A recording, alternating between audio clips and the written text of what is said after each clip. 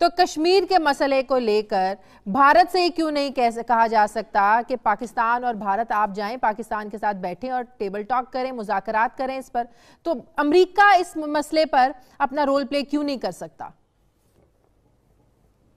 Good point, अच्छा सवाल। और बल्कि मेरे ख्याल में ये जब इनिशिएटिव ख़त्म होता है, ये जो है ये तालिबान के साथ जो हम उनको मदद कर रहे हैं, शायद हम उनको जाके हमें जाके उनको ये कहना चाहिए, हमें ये उनको कहना चाहिए कि यार बात सुनो, हमने तुम्हारे लिए ये सब किया है, तुम तो इंडिया को कंडेम भी नहीं करते हो जो उनके ह्यूमन राइट्स वायलेशंस हो रहे हैं, वो तो कम से कम कंडेम करो, वो उसको तो बताओ। और दूसरी बात है, हमने जाके बड़ा सुलह करने के लिए क्या क्या हमने नहीं किया, इसको छोड़ा उसको छोड़ा, पता नहीं कानून को हमने अपना कानून को मड़ोड़ा।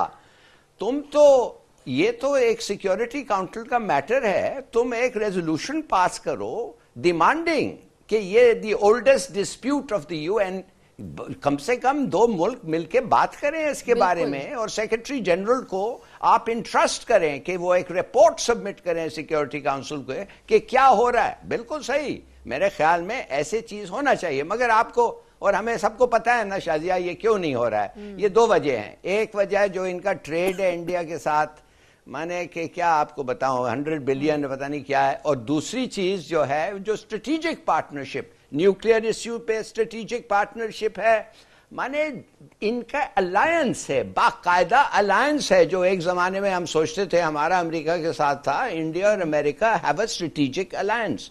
तो ये वजह है जो उसने अभी तक कुछ नहीं किया है। सही। जनरल साहब, पाकिस्तान को जो अमेरिका और तालिबान के दरमियान मुज़ाकरात हुए, बड़ी अच्छी बात है। ज़ाहिर है अफगानिस्तान में अमन कायम होगा, पाकिस्तान में होगा, पाकिस्तान ने सालिस का किरदार अदा किया। पाकिस्तान को सिचुएशन को, कश्मीर को लेकर बार्गेनिंग सिचुएशन में जाना चाहिए था। जी, मैं बल्कि यूँ समझो इसको कहूँगा कि ये इसको बार्गेनिंग ना भी कहें, ये बिल्कुल पाकिस्तान की लेजिटिमेट डिमांड हो सकती है कि आप सिर्फ अफगानिस्तान में अमन की बात ना करें, आप इस खित्ते में अमन की बात करें। क्योंकि ये खित्ता जो मुतासर जिन जिन मसाइल से है, उन सब को यक वक्त जो है ना टैकल किया जाए, और बजाय इसके कि हम इंतज़ार करें इस बात का कि पहले खैर आफियत से अमरीकी फ़ौजें यहाँ से निकल जाएं, फिर ये हम बात करेंगे, तो फिर हमारी बात कौन सुनेगा। मैं तो ये कहता हूँ कि पाकिस्तान का ये मसला है कि हमारी लीडरशिप बाज़ औक़ात सही अपना जो स्टेक है उसको इस्तेमाल नहीं कर सकती। इस वक्त अमरीकियों को हमारी बहुत सख्त ज़रूरत है, उसका वो इजहार भी उन्होंने बरमला शुरू कर दिया, लेकिन साथ वो थोड़ा सा उसके साथ कोई दुम भी लगा देते हैं। ये तो वैसे ही हमें दबाव में रखने के लिए, वरना इस वक्त वैसे तो हमेशा से जब तक वो अफगानिस्तान में थे उनको हमारी ज़रूरत थी, और अब बहुत ज़्यादा है, क्योंकि वो यहाँ से निकल कर भी जाना चाहते हैं और कुछ अपने ऐसे इंटरेस्ट हैं जिनको वो कवर भी करना चाहते हैं।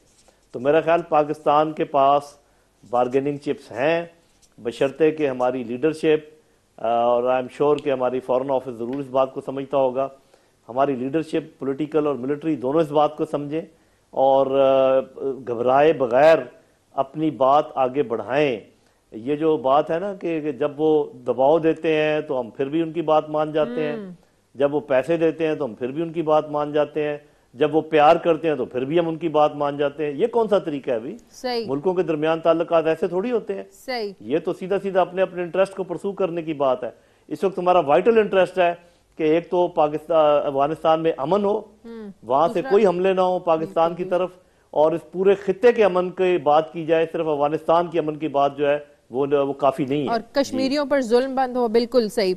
लेकिन इस सारे मसले में जनरल साहब, अक़वाम मुत्तहिदा की भी तो नाकामियां, कमजोरियां नजर आती हैं ना। अब 1.5 दर्जन से ज्यादा करारदादें अक़वाम मुत्तहिदा ने कश्मीर के मसले को लेकर मंजूर की, लेकिन अमल दरामद इस पर आज तक किसी एक करारदाद पर नहीं हुआ। तो फिर अक़वाम मुत्तहिदा का जो इदारा है, फिर इसका मकसद क्या है? सवाल पूछा यूएन के बारे में, क्यों नहीं कुछ होता है, इतने सारे रेजोल्यूशंस हो गए हैं। एक तो इसलिए नहीं होता है कोई कि यूएन एक टॉक शॉप बन गया है, सिक्योरिटी काउंसिल एक वीटो पे ख़त्म हो जाता है, जो एक मुल्क वीटो करें तो कुछ नहीं कर सकता। दूसरी बात यह है कि मैं हैरान हूं कि एक वेनेजुएला एक मुल्क है जिधर एक प्रेसिडेंट का इलेक्शन हुआ था, और आज यूनाइटेड स्टेट्स जो है और ब्रिटेन और मुल्क कहते हैं कि ये इलेक्शन को जो उन्होंने एक्सेप्ट किया था और एम्बेसडर्स भी भेजे थे, अब वो कह रहे हैं कि हम तुम्हारे नहीं मानते। कहता है मैं लोगों का चॉइस हूं, मैं पॉपुलर हूं, मुझे मान जाए, और वो मान रहे हैं।